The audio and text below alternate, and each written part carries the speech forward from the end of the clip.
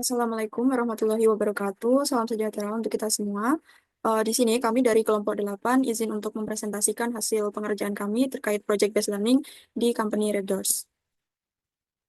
Sebelumnya izinkan saya untuk memperkenalkan diri. Kami dari kelompok 8 CS13, di mana saya adalah Selvia Dian Palupi selaku ketua dengan student ID KM CS 13055. Kemudian ada juga rekan saya Ananda Latika Sagita dengan student ID KM CS 13034 sebagai anggota. Mungkin langsung saja ke penyampaian untuk materinya. Yang pertama akan disampaikan oleh Ananda Latika, saya persilakan. Baik, untuk pertama akan dijelaskan mengenai apa itu Redrose. Redrose merupakan platform perhotelan berbasis teknologi yang beroperasi di Asia Tenggara yang didirikan pada tahun 2015 oleh Admit Saperwal dan Ashish Saksana. Redrose telah memiliki lebih dari 3.200 properti di Asia Tenggara. Redrose berdedikasi untuk menyediakan pengalaman menginap yang nyaman, bersih, dan aman bagi para tamu.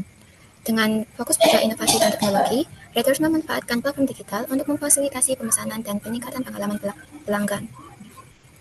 Selanjutnya, akan dijelaskan mengenai visi dan misi dari Redrose. Redrose sendiri memiliki visi yaitu mempermudah pelanggan untuk bepergian dan menyediakan sebuah penginapan yang terpercaya, terjangkau di banyak kota besar dan destinasi. Sedangkan misi dari Redrose sendiri yaitu mendemokratisasi akses ke akomodasi berkualitas dengan menawarkan solusi akomodasi yang terjangkau dan memuaskan. Selanjutnya, akan dijelaskan mengenai diagram PPMN yang menjelaskan selanjutnya akan dijelaskan mengenai identifikasi masalah yang akan dilakukan dalam analisis data ini. Pada data set Redrose yang berisi mengenai data transaksi, data pelanggan, dan data properti, perlu dilakukan untuk analisis data guna pengambilan keputusan perusahaan. Analisis ini dilakukan untuk membantu perusahaan yang mengalami kesulitan dalam mengambil keputusan dengan hanya berdasar data yang ada, yang mana hal ini akan membuat pengambilan keputusan berlangsung dengan lama dan kurang efektif. Dalam hal ini, perusahaan ingin dilakukan analisis data untuk mengetahui lebih baik mengenai kinerja bisnis, keberhasilan merek dan properti, perilaku pelanggan, dan juga tren industri. Selanjutnya, akan dijelaskan mengenai diagram BPMN yang akan menjelaskan mengenai alur pelanggan dalam melakukan reservasi melalui sistem Redrose. Yang pertama, yang dapat dilakukan pelanggan adalah dengan menelusuri website Redrose atau dapat menelusuri melalui aplikasi Redrose sendiri. Apabila telah sesuai dengan minat pelanggan, maka pelanggan dapat melanjutkannya dengan memilih pilihan hotel dan kamar yang tersedia dengan menginput data diri dan domisili wilayah agar hasil yang diberikan tepat relevan dengan wilayah yang diinginkan. Dan apabila sudah mendapat pilihan sesuai dengan minat, maka dapat dilakukan proses reservasi. Proses ini dapat dilakukan dengan mudah dengan hanya memilih beberapa pilihan yang akan diberikan, seperti memilih tipe kamar, promo, dan tanggal check-in juga check-out. Bila sudah dilakukan, maka akan dilanjutkan dengan proses pembayaran. Untuk pembayaran sendiri, Redrose memberikan dua pilihan pembayaran, yaitu pembayaran secara online dan juga pembayaran secara langsung di hotel yang telah direservasi.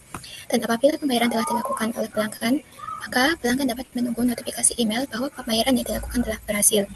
Selain itu, pelanggan juga dapat meminta layanan pelanggan tambahan dengan menghubungi pihak layanan hotel dari Redrose itu. Bila proses reservasi telah selesai, maka pelanggan dapat melakukan proses check-in di hotel dengan memberikan data yang telah dimasukkan pada saat reservasi dengan diajukan kepada resepsionis. Apabila resepsionis telah menyetujui datanya akurat, maka pelanggan dapat memasuki kamar yang telah dipesan. Pelanggan juga akan menerima layanan tambahan yang telah dipesan sebelumnya.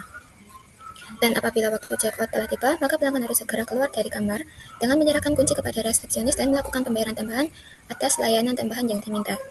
Bila semua telah selesai, maka pelanggan dapat meninggalkan hotel dan proses reservasi hingga check-out hotel telah selesai.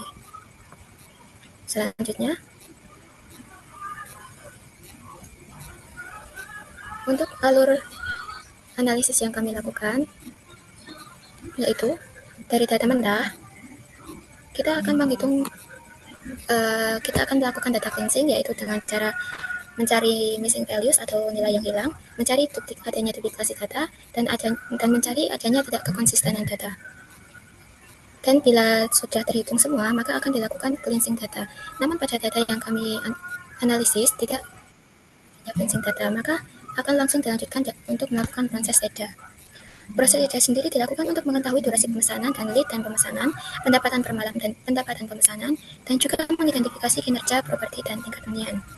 Apabila proses EDA telah selesai, maka dilanjutkan proses analisis tingkat lanjut pada SQL. Proses ini dilakukan untuk menghitung total RN, pendapatan, dan ADR menurut kota untuk setiap bulan pada tahun 2024, mengidentifikasi 10 properti teratas dalam hal pertumbuhan RN saat membandingkan tahun berjalan 2023 dengan 2024, menentukan segmentasi pelanggan berdasarkan perilaku pembelian untuk mengidentifikasi target pasar yang lebih terfokus, membandingkan harga musim normal dengan harga musim puncak pada tahun 2023 dan 2024 untuk menentukan apakah strategi harga perusahaan selaras dengan permintaan musiman, dan yang terakhir untuk menganalisis kualitas properti yang diperoleh menggunakan nilai berbasis logika. Dan proses yang terakhir adalah dilakukan visualisasi data dengan menggunakan aplikasi Tableau. Visualisasi yang akan ditampilkan akan menjelaskan tren pendapatan menurut kota dan jenis merek, segmentasi pelanggan dan pola perilaku, dan 10 properti teratas dengan harian tertinggi dengan detail tipe merek. Dan analisis yang terakhir dilakukan adalah evaluasi. Selanjutnya, pada data objek ini, kami melakukan penghitungan missing values, duplikasi data, dan mengidentifikasi adanya ketidakkonsistenan. Pada output yang sudah terlampir, dijelaskan bahwa tidak ditemukan adanya data yang memiliki missing values, duplikasi data, dan konsisten. Selanjutnya, dilakukan proses EDA. Proses EDA yang dilakukan pertama yaitu melakukan analisis mengenai durasi pemesanan. Dari visualisasi yang ada, dapat dilihat bahwa durasi pemesanan penginapan pelanggan yang sering dilakukan adalah selama dalam 1 hari sampai dengan 3 hari. Hal ini menunjukkan pelanggan biasanya menginap dalam waktu durasi yang pendek. Namun, dalam visualisasi ini, tiap durasi dapat dikatakan hampir seimbang dari hari 1, 2, dan ketiganya. Namun, pelanggan cenderung melakukan penginapan selama 1 hari saja. Untuk insight yang ada, hotel dapat melakukan peningkatan pelayanan yang lebih baik dan bervariasi agar pelanggan merasa puas selama durasi menginapnya. Selanjutnya, dilakukan proses EDA mengenai waktu tunggu pemesanan. Dari visualisasi yang terlampir, dapat diambil kesimpulan bahwa pelanggan cenderung melakukan reservasi dalam waktu yang dekat sebelum melakukan check-in, yaitu dengan lead time 0 hari, yaitu dengan lead time paling banyak. Pelanggan yang melakukan reservasi dari jauh-jauh hari memiliki frekuensi yang lebih sedikit. Dalam visualisasi ini dapat diambil beberapa hal yang dapat menjadikannya untuk pengambilan keputusan. Di antaranya adalah hotel dapat memberikan penawaran harga untuk lead time yang lebih panjang, sehingga mendorong pelanggan untuk dapat melakukan reservasi lebih awal. Selanjutnya, dilakukan analisis EDA mengenai fitur pendapatan per malam. Dari visualisasi ini dapat diambil kesimpulan bahwa terdapat beragam pendapatan yang diberikan. Terjadinya variasi pendapatan dapat dipengaruhi oleh banyak hal seperti perbedaan tipe kamar, lama durasi menginap, dan adanya permintaan tambahan kamar. Dari visualisasi tersebut, terdapat nilai ekstrim dengan tagihan yang sangat tinggi juga dengan melebihi rentang umum harga pada umumnya menjadi tagihan pelanggan lain. Untuk mengatasinya, hotel dapat melakukan segmentasi pelanggan lebih lanjut. Hotel juga dapat menetapkan kembali harga dengan menyesuaikan musim, permintaan, dan beberapa faktor lain. Untuk proses EDA selanjutnya, yaitu mengenai total pendapatan pemesanan. Dari visualisasi tersebut dapat diambil kesimpulan bahwa terdapat pelanggan yang memiliki kontribusi tinggi terhadap pendapatan hotel. Dan pada visualisasi 10 pelanggan teratas, dapat dikatakan bahwa 10 pelanggan tersebut memiliki peran penting dalam hotel karena tagihan mereka terhadap hotel yang tinggi yang memungkinkan akan memberikan keuntungan bagi hotel. Dari visualisasi ini dapat digunakan untuk segmentasi pelanggan untuk bisa memaksimalkan pendapatan yang diperoleh. Selanjutnya, dijelaskan proses EDA mengenai tingkat hunian dan total revenue property. Pada visualisasi ini, dapat dijelaskan mengenai tingkat korelasi tersebut menunjukkan bahwa korelasi di antara keduanya sangat lemah atau hampir tidak ada korelasi. Maka dapat disimpulkan bahwa tingkat hunian bukan menjadi faktor penentu dalam perubahan total revenue. Namun, pada visualisasi ini terdapat data yang memiliki nilai minus, sehingga perlu dilakukan analisis lebih lanjut. Seperti analisis selanjutnya, yaitu kami melakukan perhitungan dengan menggunakan check-in date yang paling tinggi. Check-in date paling terakhir, tingkat korelasi menunjukkan korelasi positif yang sangat lemah antara dua variabel. Namun pada visualisasi masih terdapat korelasi yang negatif, sehingga perlu dilakukan analisis lebih lanjut lagi. Sehingga kami melakukan analisis selanjutnya, yaitu dengan menggunakan errorless check-in date. Secara umum, visualisasi tersebut terlihat adanya tren positif yang lemah antara occupancy rate dan total revenue. Visualisasi ini masih sama dengan sebelumnya, namun hubungan ini tidak terlalu kuat karena titik-titik pada scatterplot tersebar cukup luas dan tidak membentuk pola yang jelas. Namun pada visualisasi ini tidak ditemukan adanya nilai. Baik, yang selanjutnya adalah mengenai Advanced Data Analytics menggunakan SQL, di mana yang pertama menghitung total room nights, revenue, dan ADR pada masing-masing kota selama tahun 2024. Perhitungan ini bertujuan untuk mengetahui langkah awal dalam tinjauan kinerja Rater selama tahun 2024. Dan dapat dilihat di sini bahwa antar bulan dan juga pada masing-masing kota tidak terlalu ada perbedaan yang signifikan. Dan untuk total room nights-nya sendiri berada pada range 2.000-an hingga 3.000-an. Dan untuk total revenue-nya juga tidak jauh berbeda, yaitu pada belasan ribu. Namun untuk bulan Oktober 2024 memang lebih kecil di antara bulan yang lainnya karena memang pada bulan ini datasetnya masih belum lengkap sehingga memang untuk totalnya sendiri lebih kecil daripada bulan-bulan yang lainnya. Kemudian selanjutnya mengidentifikasi top 10 properti dengan room nights growth 2023 ke 2024 tertinggi. Di mana di sini ditampilkan 10 properti yang memiliki peningkatan paling tinggi untuk room nights growth-nya. eh, dan cukup tinggi juga untuk sebuah hotel di mana dalam satu tahun bisa meningkatkan 90 room nights. Namun ketika ditinjau lebih lanjut, di mana dari 500 properti ini semakin lama room nights growth-nya semakin berturun dan pada baris ke-78 atau urutan ke-78 dan seterusnya sampai 500 itu mengalami penurunan atau dalam artian room nights growth-nya itu berada pada nilai negatif. Selanjutnya, mengidentifikasi segmentasi pelanggan berdasarkan perilaku pembelian. Jadi di sini mengidentifikasi per segmentasi dan dihitung berapa jumlah total usernya. Dan kami juga menambahkan usage cluster berdasarkan generasinya, ada generasi Z, generasi X, dan juga millennials untuk strategi marketing yang lebih spesifik pada masing-masing gen karena pada setiap gen memiliki karakteristik yang berbeda-beda. Dan di sini diketahui bahwa generasi X merupakan total user tertinggi dibandingkan dengan generasi yang lainnya.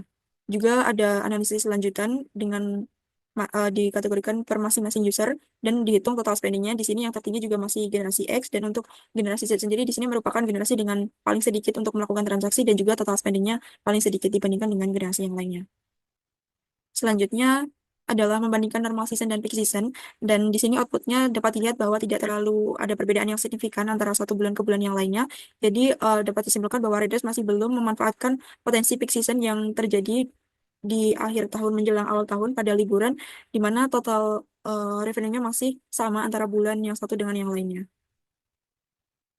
Jadi apabila kita anggap untuk peak season-nya adalah bulan Desember dan juga awal tahun Januari, di sini terlihat bahwa total revenue-nya tidak jauh berbeda dengan bulan-bulan yang lainnya. Jadi memang untuk peak season-nya sendiri, Rados masih belum memaksimalkan untuk potensinya untuk meningkatkan total revenue-nya. Kemudian ada menganalisa grade dari masing-masing properti yang sebelumnya telah dihitung occupancy rate-nya menggunakan Python. Dan di sini dikategorikan berdasarkan grade A sampai E. Dan pada kategori dan pada seluruh properti radio sendiri memiliki grade E, yang mana di sini sangat rendah untuk occupancy rate-nya, yang tertinggi hanya sebesar 4,35%. Angka ini sangat kecil, di mana untuk grade E sendiri adalah kurang dari 20%. Selanjutnya, yang terakhir pada SQL adalah menampilkan key metric setiap kota selama 6 bulan terakhir. Analisis ini bertujuan untuk mengidentifikasi tahap lanjut pada masing-masing kota untuk strategi pemasaran yang lebih spesifik pada masing-masing kota. Jadi di sini kami mengkategorikannya berdasarkan total booking, total room nights, revenue, ADR, inventory, dan occupancy rate-nya pada masing-masing kota di setiap bulan dari bulan ke-5 sampai bulan ke-10. Selanjutnya adalah data visualization menggunakan Tableau. Dan di sini pada pojok kiri atas kami menambahkan informasi-informasi yang relevan dan cukup penting, di mana yang pertama adalah total inventory dari Redos itu sendiri. Di sini ada 3 brand types, yaitu ada full cost, ada Redos, dan juga Red Partner. Yang paling banyak adalah Red Partner sebanyak 10.107 inventory. Kemudian untuk total room night-nya sendiri, yang tertinggi merupakan Redos dengan total room night sebanyak 138.005.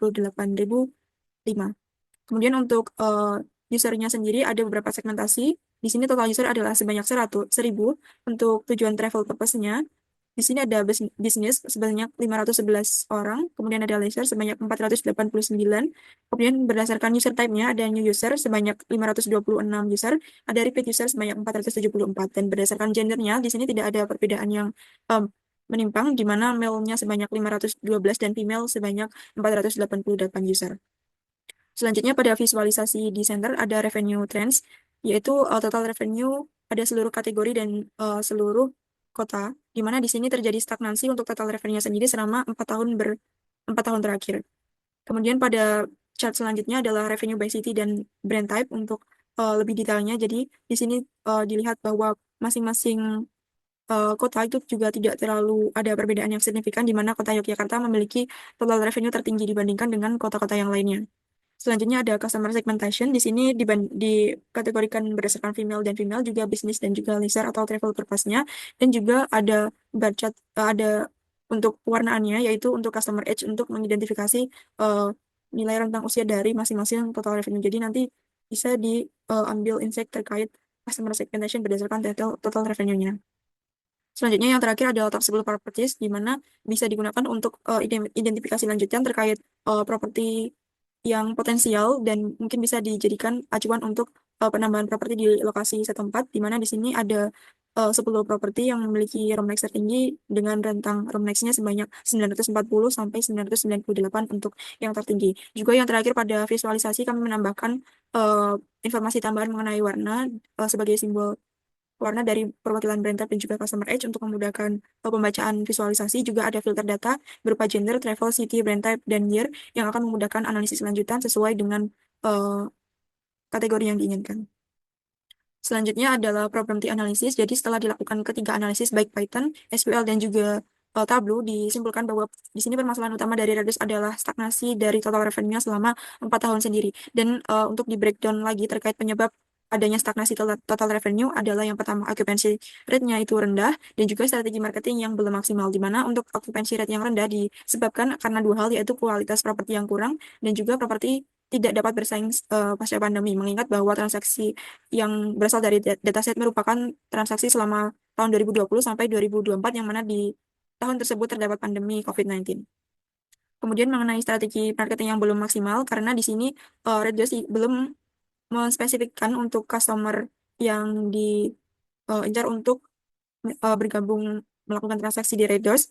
Dan di sini perlu dispesifikkan lagi untuk lebih memaksimalkan seperti yang kami analisis sebelumnya, yaitu membaginya menggunakan generasi untuk memudahkan pembuatan video marketing yang lebih relevan pada masing-masing generasi. Kemudian ada juga penyebab dari strategi marketing yang belum maksimal adalah tidak memanfaatkannya momentum selama peak season, di mana terlihat bahwa tadi untuk total revenue pada setiap bulannya tidak jauh berbeda. Jadi Traders masih belum memaksimalkan untuk momentum peak season, di mana dapat memperoleh total revenue yang lebih banyak lagi. Dan di sini ada beberapa solusi yang bisa dilakukan. Untuk yang pertama, meningkatkan kualitas properti yang kurang bisa dilakukan dengan meningkatkan pemantauan standarisasi setiap properti. Jadi untuk masing-masing properti akan memiliki standarisasi sehingga membuat customer lebih nyaman dalam menggunakan hotelnya. Kemudian ada solusi terkait properti yang tidak dapat bersaing setelah pasca pandemi, di mana eh, Redos dapat memberikan promo paket bundling dengan tempat wisata terdekat, di mana ini akan menarik minat para customer untuk melakukan booking di hotel Redos karena ada paket dengan tiket wisata di lokasi terdekat dari hotel. Kemudian yang kedua ada menyempurnakan jasa pelayanan di hotel untuk meningkatkan retensi dan juga loyalitas customer. Jadi diharapkan dengan adanya penyempurnaan jasa pelayanan, maka akan meningkatkan loyalitas customer sehingga customer akan kembali mendatangi hotel tersebut atau melakukan pemesanan kembali di Redos. Selanjutnya untuk solusi terkait promosi yang masih belum spesifik, di mana Redos dapat memanfaatkan algoritma media sosial yang dapat menyebarkan iklannya bagi generasi Z, sehingga nanti konten-konten yang diterima bisa di uh, lebih bisa diterima juga oleh generasi itu sendiri. Kemudian ada penambahan kemudian ada Mohon maaf, kemudian yang terakhir adalah menyediakan paket promo untuk liburan keluarga atau grup sebagai solusi dari memanfaatkan momentum selama peak season, karena pada masa ini terdapat eh, banyak yang waktunya untuk liburan, sehingga sangat disayangkan ketika Redos tidak memaksimalkan potensi peak season itu sendiri. Selanjutnya yang terakhir adalah kesimpulan. Jadi Redos sendiri di mana merupakan hospitality tech yang ingin mengoptimalkan operasional dan kepuasan pelanggan. Di sini telah dilakukan analisa berdasarkan dataset yang diberikan dari tahun 2020 hingga 2024 menggunakan Python, IDA, SQL, dan juga Tableau. Dan hasil temuan yang menjadi masalah utama tadi merupakan rendahnya occupancy rate pada masing properti, yang mana ini perlu dilakukan strategi bertahap untuk meningkatkan occupancy rate-nya. Karena untuk occupancy rate-nya sendiri tertinggi hanya sebesar 4,35%. Serta adanya stagnasi pada total revenue juga kemungkinan disebabkan adanya pandemi semasa 2020 hingga 2022, sehingga mengakibatkan banyak properti yang menjadi sepi dan tidak berhasil mengembalikan minat customer untuk melakukan booking pada hotel tersebut. melalui implikasi dari temuan permasalahan bisnis dan solusi yang telah disampaikan sebelumnya, diharapkan dapat memberikan dukungan bagi Redrose untuk melakukan perbaikan strategi bisnis untuk kedepannya lebih baik lagi, dan juga pendekatan strategi bisnis dapat dilakukan secara bertahap untuk memaksimalkan target. Mungkin itu saja untuk presentasi dari kelompok 8. Terima kasih untuk perhatiannya. Untuk kurang lebihnya kami mohon maaf, dan wassalamualaikum warahmatullahi wabarakatuh.